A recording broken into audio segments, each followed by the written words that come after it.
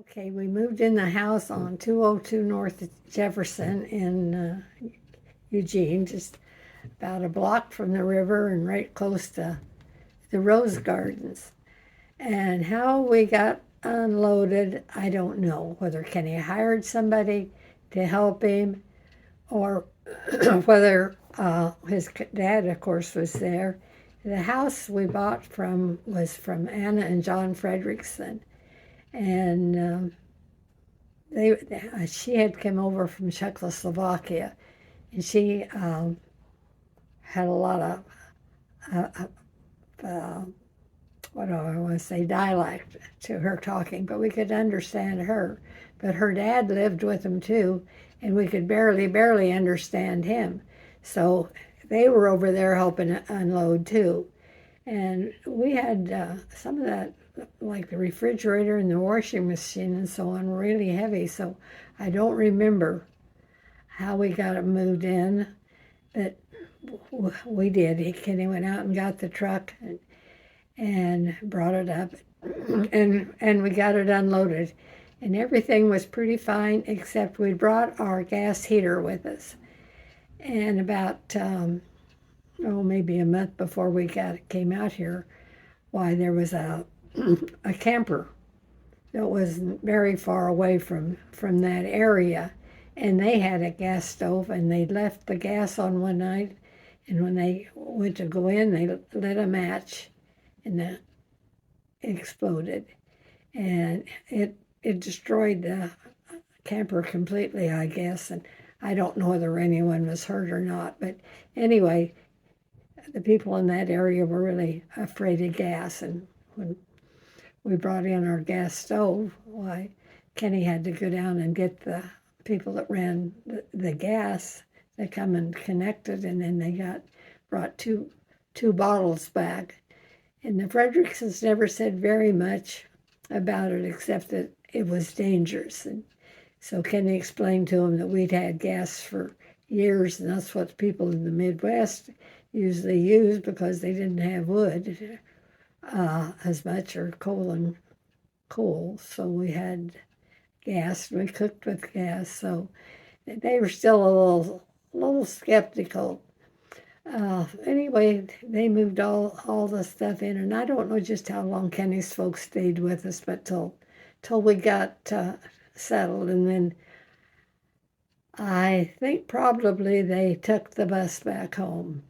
Well, Kenny was looking for a job, of course, right away, and by this time we'd probably been in the house maybe a week and a half, and they just kind of adopted us, the Fredericksons. We got to be very close friends, but when we first moved in, they were over there helping a lot, and she'd bring things over to cook and so on. Well, anyhow, when Kenny started looking for this job, why, John, he worked at a sawmill in West Eugene, and he told him, he said, you might be able to get on there. And so Kenny went out, and when he put in his application, and he met a fella out there from Kansas. So they both applied at the same time, and they told him that it was shift work, but they would work swing shift. So they'd go to work at 3 to 11. And so I think it was probably the first day that Kenny went to work, Anna come over, and she said, I don't want you and Linda staying here at night with no drapes or anything on the dining room or the living room windows. Now this house we had, it was pretty little. The kitchen wasn't very big, and it went right into where we kept the dining room table, and then it was just straight. And then there was just a little hall that you went off to, and 2 bedrooms and a bath in between. So anyhow, she said, when John gets home from work today, we'll go down and we'll buy some material, and I'll make drapes for those 2 windows in the living room. And they did have fixtures on each side, and one in the living room was pretty good size, and it did have fixtures and then a wooden rod across. So anyway, when he got home, why, we went down to the store and we bought this material. And she'd already had it measured and how much we needed and all of this before he got home. And I don't know, they had to buy something for Linda, of course. And we went home, and the next day, before Kenny went to work at 3 o'clock, there were drapes hanging in that room. And Kenny hung them up, but she made them. And all they did was seam across the top and push the rod through and then hem up the bottom. But anyhow, we had drapes made.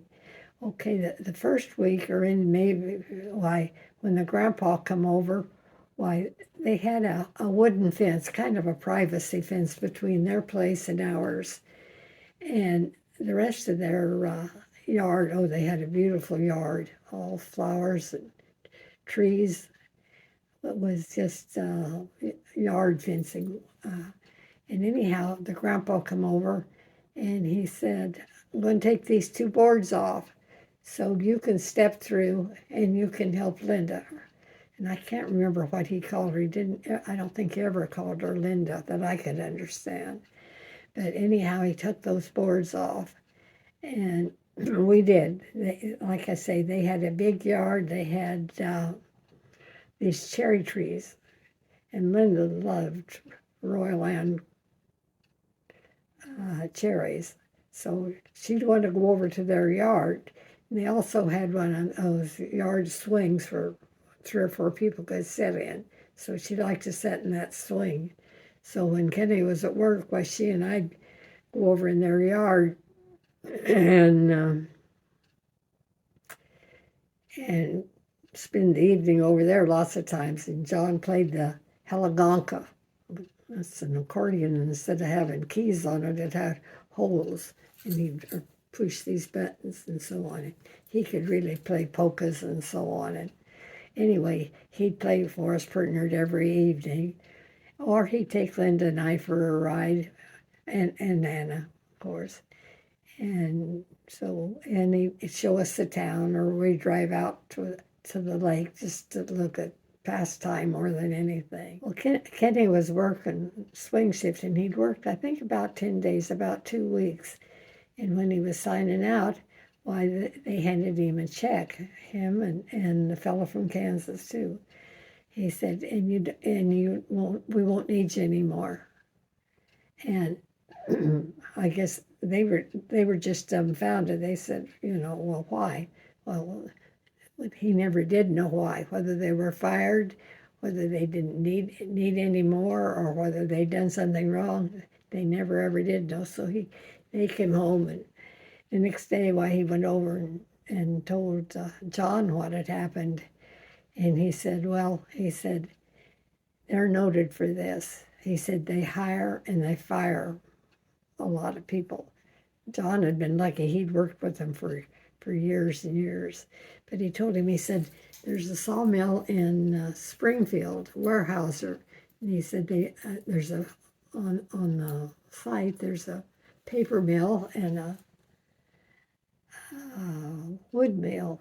It wasn't shingles, it was anyway, they made paper on one side, and on the other side was the sawmill.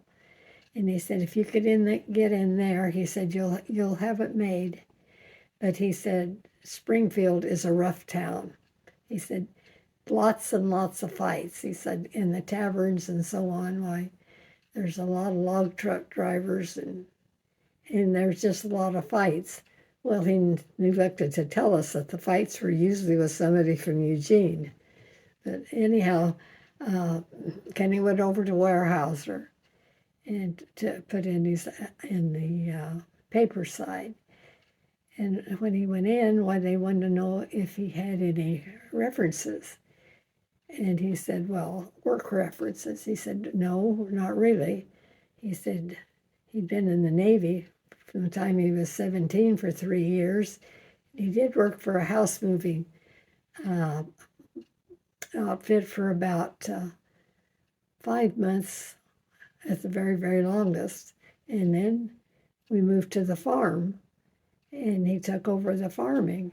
And he said, of course, when I was growing up, I worked for my dad, but outside of that, he said, I just haven't had any jobs. Well, okay, he said, what about credit? And credit was kind of a new word to us because if we bought anything, we waited till we could pay for it right off. And there wasn't any credit. But he said, I can give you the name of the banker that we dealt with and so on. And he said, well, he said, why did you come out here? So Kenny explained to him that we moved out here to send our daughter to Children's Hospital School, and he'd heard of that. So we hired him, and he explained to him that it was shift work. Like he'd work 5 days on days, and then 5 days on swing, and then 5 days on graveyard. I don't know how it worked out, but it seemed like at the end of the graveyard, well, we'd get pretty near 5 days, at least 4.5 days off before he'd have to go back on. I think he'd go from graveyard to 2 days. So anyway, he was feeling pretty good. He came home, and so it was clear across town. But anyhow, he started working there. And one day he was working swing shift. And when he got, no, maybe it was days. Anyhow, Bob had just had a trip with the Merchant Marines. And he either landed in Portland or Seattle, I don't know which. But anyway, he took the bus down and he came down. And of course, this was really neat. He stayed, I think he was there 2 days and 2 nights. Anyhow, the first night he came, Kenny was working graveyard, that's what it was, because he went to work, and Bob and I started playing cribbage and drinking coffee. It was coffee. And we were still playing when he come home at 7 o'clock in the morning. Of course, we had a lot of catching up to do. We hadn't seen each other for quite a while. And so the next morning, or when after Kenny got there, why we stayed up a little while, and then I got breakfast, and then everybody went to bed. Even Linda had stayed up till super late, so we all got to sleep some. Well, when Bob got back home, everybody was, asking about the house and how we were and so on. And he told him, he said, well, I had a pretty nice place, and I didn't have much to do. The maid would come in and get breakfast and do the housework, and take care of Linda if she needed it, and I could just do whatever I wanted to. Well, I was wishing I did have something to do. But anyway, he never ever told the story. But one thing about Bob afterwards, and it was kind of funny because when we went back, Bob never ever got married, but he did go write letters to a girl in Catarata. Of course, writing letters didn't mean anything because I wrote a lot of them in the service when the war was going on. Well, anyhow, he never ever told me whether there was anything between him and this girl or not, but one time when he was out on one of his trips, she got married. And so I never asked about her, and he never told me. And that way I thought, I don't want to know, because if I don't know anything, I can't answer their questions. So whether there was ever anything between him and the girl, I don't know. But I know that one time when he was in the service, he called his mom and told her if he could bring his wife home. And she said, well, yeah, if you got a wife, you better be bringing them home. And he said, all 8 of them. It didn't faze Frances very much. She said, if you've got 8 wives, bring them home. Well, no 8 wives ever showed up. One of the first people we met, or Kenny met, a Weyerhaeuser, was Emil Sahanic, and they were from Nebraska, and they had come out here, and he started working just at Weyerhaeuser just a month before Kenny did, but her folks had been here for years, so they lived with them a little while and then bought a house in Springfield. And them and Emil and Viola had 3 boys. The oldest one was Linda's age, and then Jimmy was just a year younger, and David was about a couple years younger, but he was still drinking milk out of the bottle, and he was little enough that he could sleep in Linda's doll bed when they came over. And they came back, and we visited back and forth, become lifetime friends. Okay, but still, it was pretty lonesome out here. And when Kenny would hit his 5 days off, well, we'd go to Salem and spend the time with Wayne. And they had 8 kids, but one of them was married, and Norman, he was in the service, so there was only 6 of them. But Doris and her husband lived in half of the house, and Wayne and Gertrude and their 6 kids lived in the others, but they always made room for us. And we did go out and see Glenn and Enid, and we got acquainted more with Grandma Smith and the great aunts and uncles up there. But most of our time we spent down here. Well, harvest time was coming. In the back of my mind, I got to thinking, we got a wheat crop, we'll have to go back and take care of that wheat. Well, Kenny had only been at Weyerhaeuser about 4 or 5 months, and so there wasn't any time that we could get off. So we talked to his dad and told him just to hire custom workers and have them put the wheat in the grain elevator, and it'll all be done. Well, that didn't happen. His brother Ray and his brother-in-law Ray talked his dad into letting them do things. Well, let's put it this way. They had a good crop, a good harvest, and we got about a third of the crop when all expenses and so on were paid, but that's another story. So anyway, we couldn't go back that summer, but the folks came out. They drove out, Mother and Dad, Larry, Bill, and they brought Denny, Peter, one of Reuben's youngest boys, came with them. And they were here about 10 days, and they hit it just right, coming in right before they left. Well, he had the 5 days off. So we went to Salem, and Dad had never seen the ocean. And so he went to the ocean, or we went to the ocean. And I tried to get him to take his shoes off and wade in the ocean, but they never accomplished that. We did go, and I'm not sure.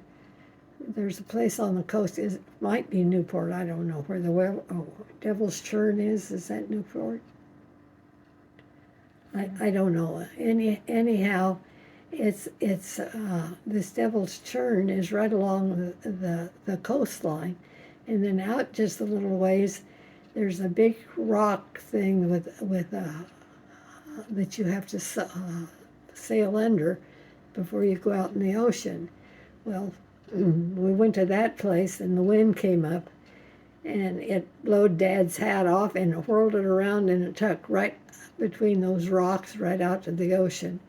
So Larry, Bill, and Denny told him, well, the devil got that hat. And anyway, we had a potluck, but we didn't stay overnight over there, but we did have roasted hot dogs and so on, and then went back. And while we were in Salem, my mother and went to see Grandma Smith, and she did, and then her Aunt Miney, and she had an Aunt Effie, and Miney and David. David was one of my favorite uncles. We saw him several times when they'd been back. When Mother, they came to visit Mother and then go on down and visit other relatives. After visiting aunts and the uncles and so on. We come home and the folks had a few more days to stay, and then they took off and went home in the car. And by this time it was getting to be towards the last part of August. And so Linda we'd have our interview about Linda with the doctors and so on. And so when we went out there, we still didn't know whether she was going to get to go to school there or not. And so when we went in,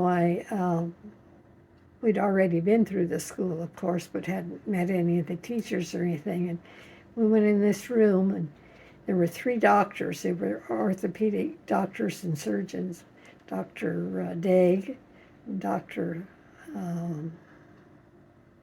Myers, Dr. Slocum. And they were a big part in Linda's life for several years. But anyhow, she passed right away.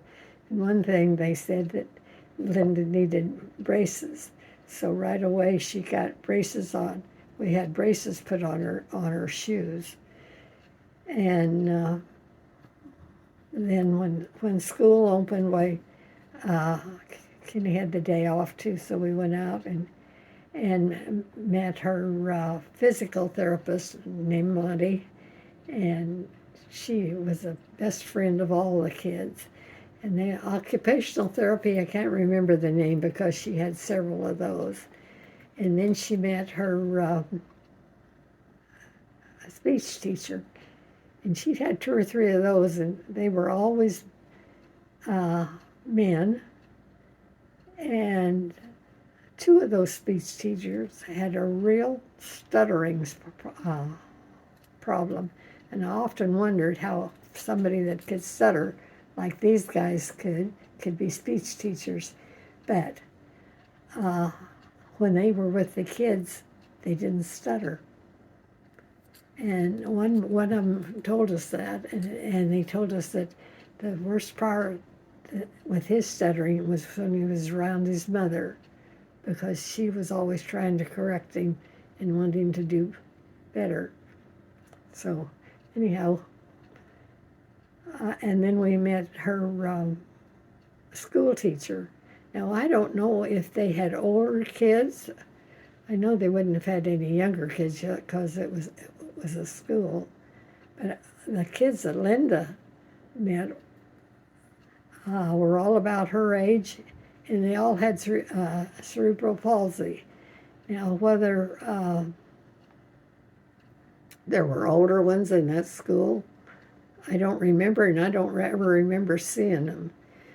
Oh, and Linda met her school teacher was Bobby. And at this time she met Toby and Eldon. And her best friend was a little girl named Marcia. And there was another little girl, and I don't remember her name, but she was from Wyoming. And in the summer, I guess she went home. And she might have been just a little bit older because I think she was part Indian, and she'd go home in the summer, and then she would stay with foster people during the winter. The speech teachers also were the bus drivers, and so they would come and pick up these kids. Now, Linda, we lived in the very, very north part of Eugene. Her school was clear through Eugene, clear to the south part, so she had to be ready to go to school by 8 o'clock, because I imagine it took pretty near an hour. And they pick up these kids and take them, and then they'd bring them home in the afternoon, which worked out great. And this little Marcia, I'll have to tell her one thing. When we took her to Hayes, we remembered that they told us to make Linda as independent as she could and make her do things that we wanted her to. Well, of course, Linda was just 6 and had always been with somebody, and I was kind of kind of worried about her starting down there. But anyway, that's the way it was. Well, one day she came home and I asked her, I said, well, how was Marcia today? And Linda Kay said, I'm mad at her. I said, why? Well, she said, she pulled a button off my dress. And Linda had buttons down the front of her dress. Well, the button must have been loose or something. And Marcia probably seen it and just pulled it off. And anyway, Linda said she pulled a button off my dress. And I said, and what did you do or what did you say? She said, I told her, that's not nice. And then I hit her. And I thought, Linda can take care of herself. I'm not going to worry about her anymore. Well, I told Linda, I said, we've got the button, we'll sew it back on, and tomorrow you've got to tell Marcia you're sorry. Well, she said, I'm not sorry. I said, yes. I said, she didn't hurt you, and she didn't hurt your dress, and she's your best friend, so you've got to tell her you're sorry. Well, Linda finally agreed to do it, but she was still a little upset with Marcia. And anyhow, Linda settled into school real good, and Kenny was working, and everybody had something to do but me. And the house, run the dust mop over the floor, do 2 or 3 dishes, and I had nothing to do. I should have went back to school right then, but I didn't. And so I was pretty homesick, and if it hadn't been for Wayne and Gertrude and their 6 kids, I don't know whether I'd have stayed up there or not, but we still went up there every 5 days that Kenny had off. And their oldest boy at home his name was Bob, and he was about 18. He was the same age as Joanne, and he'd had rheumatic fever. And he came home and stayed with us, and I think he needed rest and something to eat all the time because Gertrude was working at this time. And so Bob stayed with us about 3 weeks, I guess. And he played the guitar. And so he and Kenny, when Kenny was off, they played music, and Bob would go for walks down to the river and so on. So he got to feeling pretty good. And when we first moved out there, it was February. February in them years was pretty nice. The sun was shining and it was nice. Well, then March came and it started raining. And that first year we were there, I think it rained till the 4th of July. And pretty near everybody out there, unless they had a heater or something, they would have these clothes racks and put them in front of their stove, and they burnt wood. And pretty near every house you could go in would smell moldy or musty or something, especially Wayne's. And I told Kenny, I said, I'm not going to have one of them. So I'd hang my clothes on the line that he put up, and they just about get dry, and then it'd rain. Well, that didn't suit my temperament very much either. So I had to really watch them when they got about dry. Why, I'd bring them in, and at that time I did a lot of ironing, and so I'd roll them up. I wouldn't need to sprinkle them, and I'd iron them, and I didn't need one of those racks. Well, I think maybe that this mold and so on that you could smell in Wayne's house kind of affected Bob, because when he moved down with us for those 2 weeks, he didn't have any of that dampness or that mold smelling it. And when he went home again, why, he had to stay in a room away from it, or he'd get, I don't know, he'd just no energy or anything. So anyhow, uh, I never had one of those. Of course, we had that gas stove too, and I think probably that kept things a lot drier than the fireplace and so on. Um, so I don't know. Kenny's folks come out that fall, and they stayed with us. Okay, probably in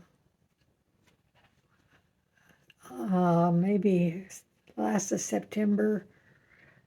Kenny's folks came back out, and in the meantime, right before they came, why, we got a chance to buy a house in Springfield. We only lived over on North Jefferson about 5 or 6 months, and we bought this place over here out on McKenzie Highway, and the bus would still go out there. It was a little bit farther, but she went out there.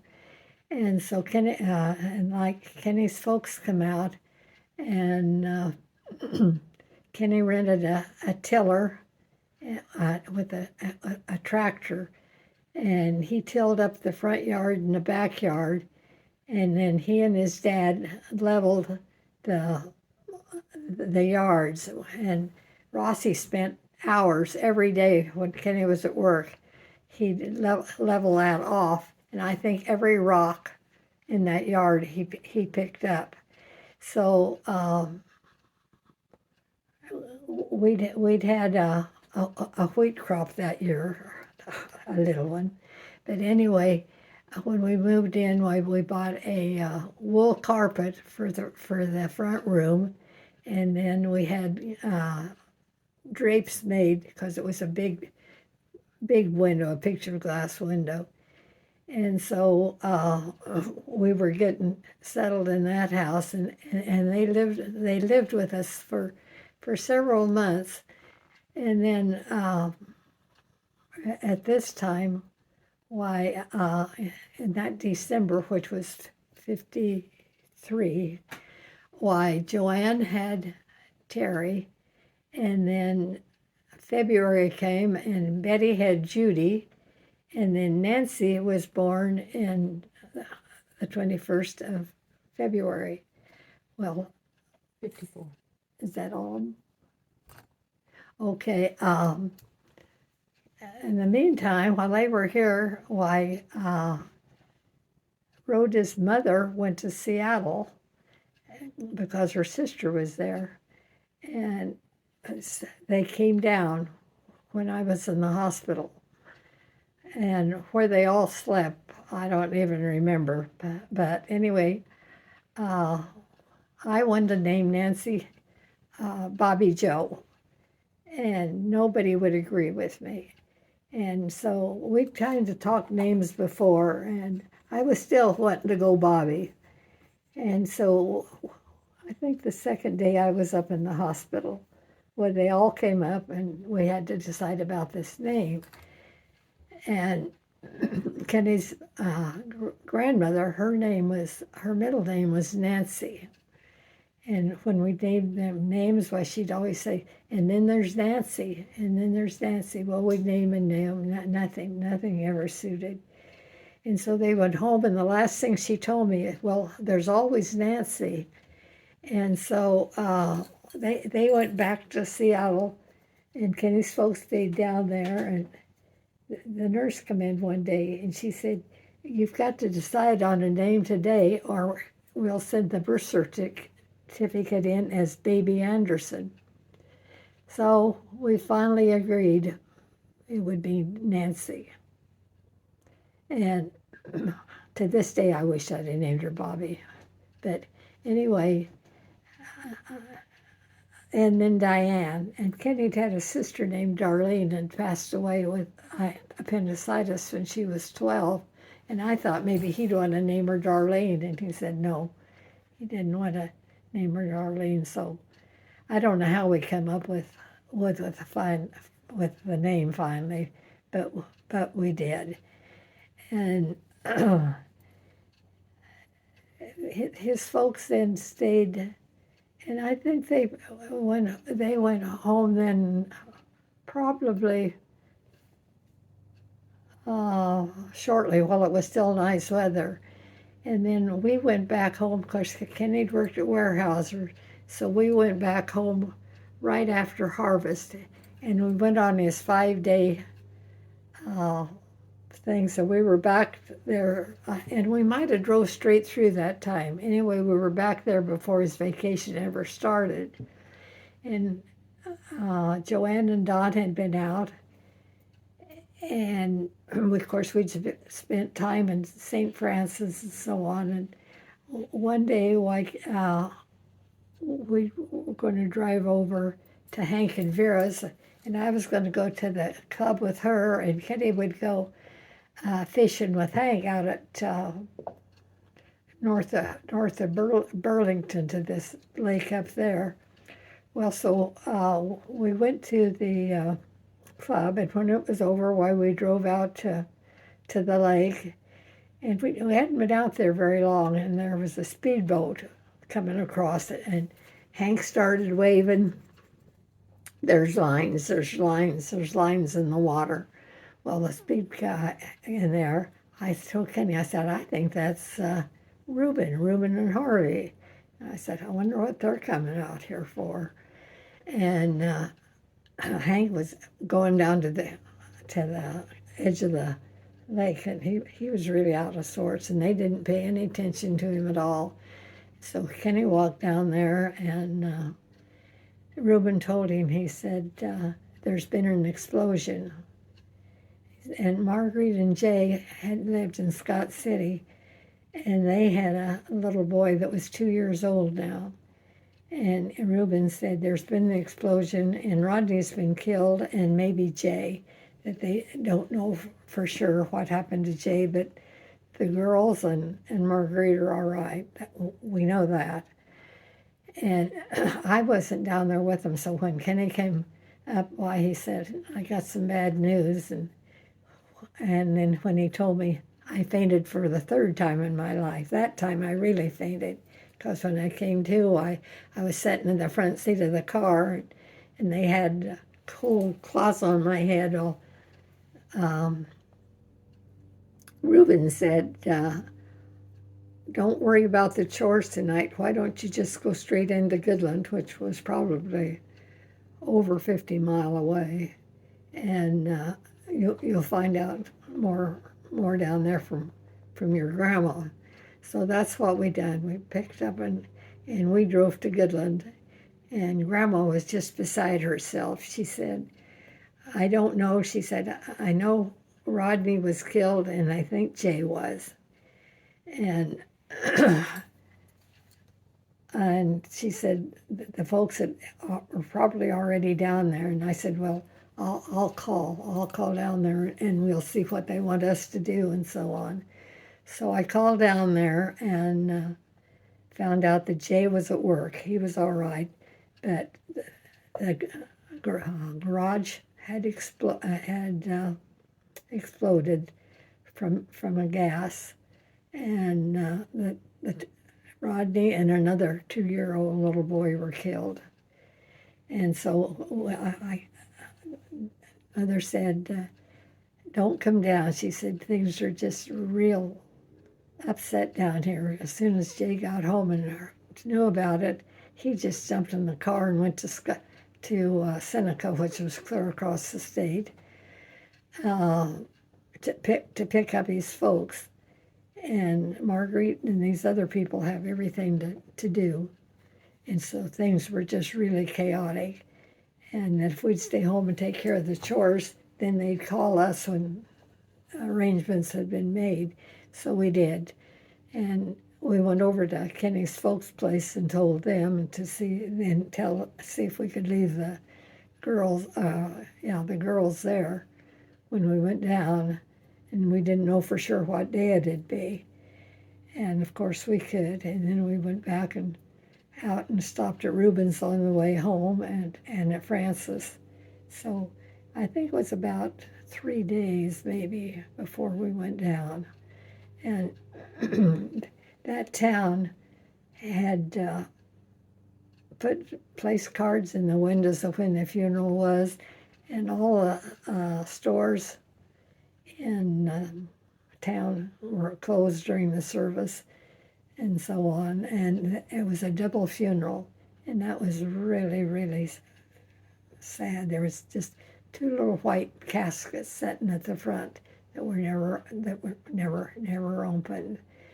And so anyway, they had the funeral, and I don't know, I can't remember if Joanne and Don had gone back home, or it just seems like they had. And so then after the funeral, why, this was down in the area where Mother lived for several years and where her dad was buried. So that's where Rodney was buried, at the foot of her dad's grave. And then she wanted to drive out to the house that they lived in. So Kenny and I and the folks drove out there, and we drove up past the neighbor's place. And of course, things had changed a lot, but the house that they lived in was still there, but nobody lived in it. And so we spent a couple of 3 hours, and then we went back, and the carpenters were still all there, and they were wanting to get home. And so I think that the folks stayed that night. I kind of think we went home, and when everybody got ready to leave and so on, why they did, a bad thing really did happen.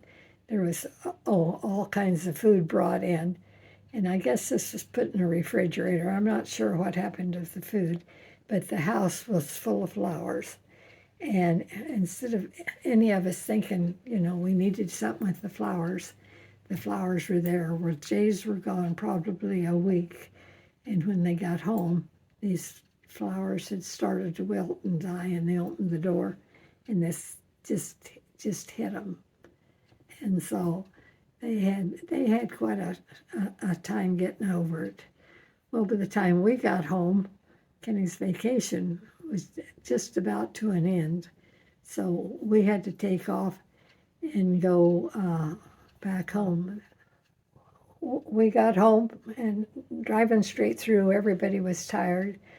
Like I say, Linda was just 7 years old, and Nancy was 6 months old, and Kenny didn't have any time to rest, so we went right back on to work. Things kind of just went straight on as they'd been before. Things hadn't changed much.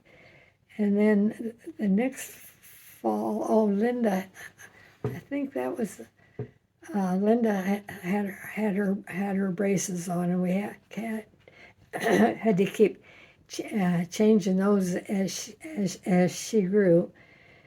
And I can't remember whether it was that fall. Must have been, because Linda got long. We called them long-legged braces. They went her full length of her legs and so on.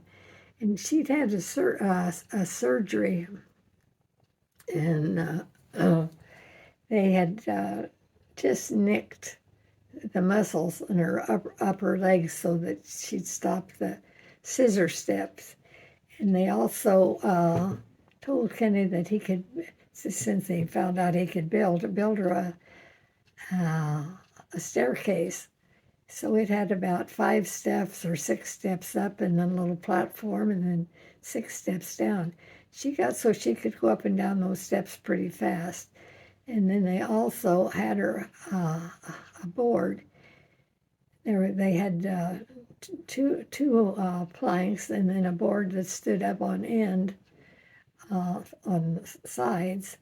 And so she would walk with one foot on one side of the board and one on the other. And she got so she could do that and whirl around pretty fast. So she did a lot of exercising at home as well as school. And after her surgery, why they put her in these long-legged braces that I told her about. Well, when Nancy, I don't know just how old she was or just what year it was, but anyway, Kenny's dad and mother had been out here again. They drove out this time, but he had to go back to Kansas for something, and then he was going to come back and haul prunes. So Enid and I rode back with him, and Linda stood. I bet she stood over half the trip up there, standing up. These braces would lock, and she'd stand in the back seat. Well, then Linda, she had a little car seat, and she'd sit in the front seat between Kenny's folks. And I spelled him off some driving. And Enid, she had relation in St. Francis, so that was the reason that she wanted to go. And I don't know, I think we stopped 3 nights. And 2 nights we, had pretty nice hotels, but I don't know what that place was that we stopped for the 3rd night. But on one side was our room, and on the other side of the wall was some kind of a tavern or nightclub or something. And were they celebrating? Enid worried all night long that somebody was going to come and tumbling through the wall. So she didn't get much sleep. But anyhow, when we got to the folks, why, I guess I must have borrowed Dad's car because I wanted to go over to St. Francis, and Enid wanted to go over and see her relation. And so we spent one day, and I think we might have spent 2 days over there, but the rest of the time was just around Goodland and St. Francis, and I think we were only home about 4 or 5 days at the longest because he wanted to get back out there. And so then when we got back out there, why, Kenny and Glenn, they'd gone through the Sea Lion Caves and I don't know what all along the coast. And when I took Linda or Nancy into the doctor, why, the nurse said, "Oh, I saw your husband over at the coast." And he said, "Boy, that's pretty good." He said, "I knew you had spies before you ever left to go back." And I said, "Well, of course I did." But anyhow, it was a fast trip, but it was another trip to Kansas, and I wouldn't turn any of those down. And I spent a couple of days with Grandma. And so when we got back, we settled back into the old routine again and seeing Amos a lot. Well, then in 1955,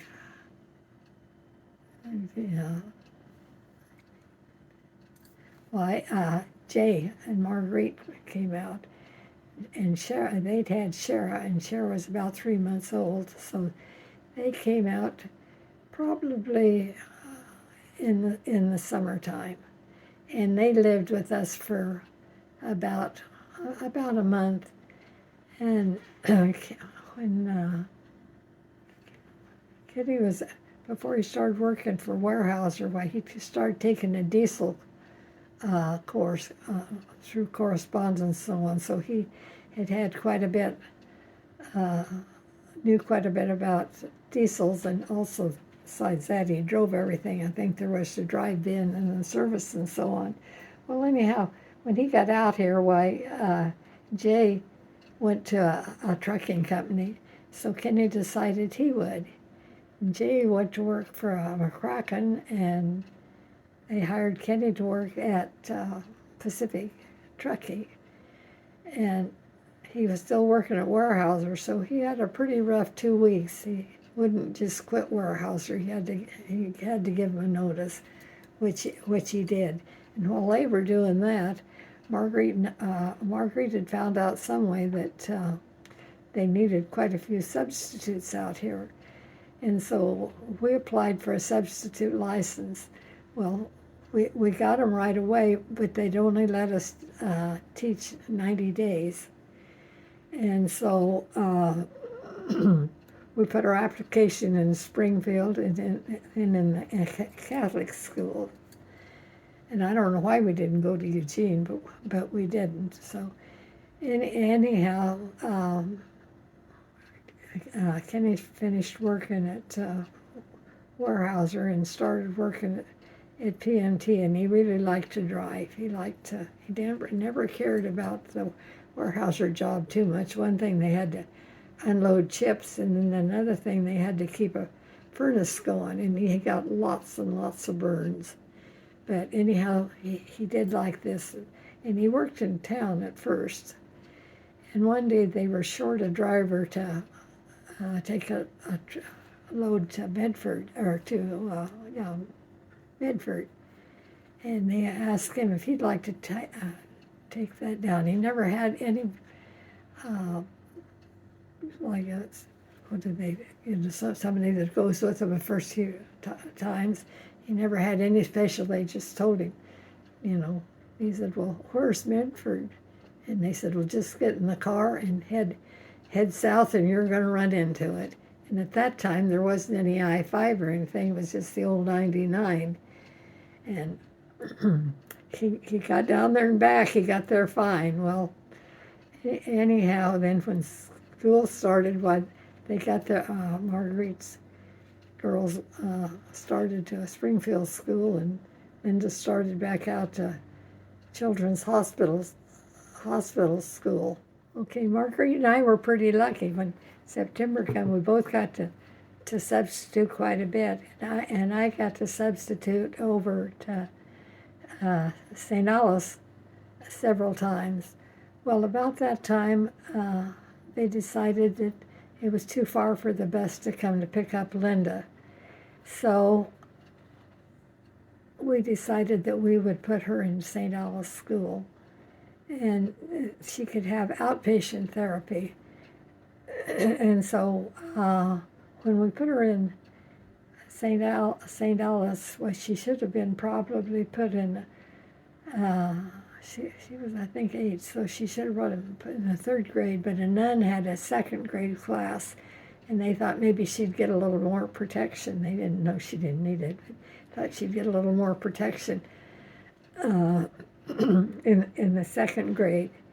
And so she started, and things were working out real fine.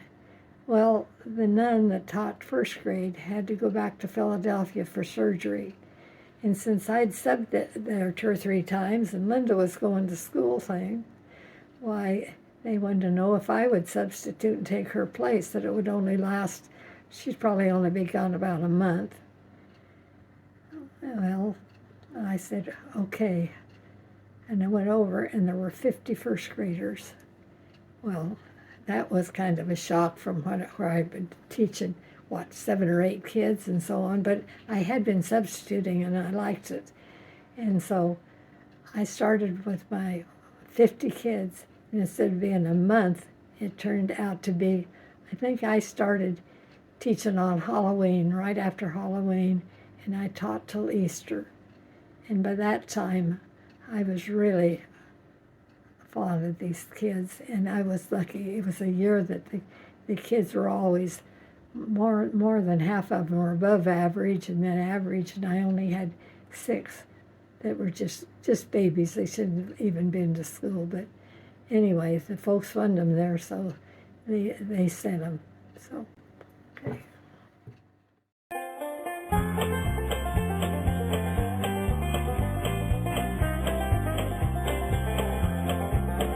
He was headed into Beantown in a big long diesel truck. It was his first trip to Boston. He was having all bad luck. He was going the wrong direction down a one-way street in town. And this is what he said when the police chased him down. Give me 40 acres and I'll turn this rig around. Give me 40 acres, it's the easiest way I've found. Some guys can turn it on a dime or turn it right downtown, but I need 40 acres to turn this rig around.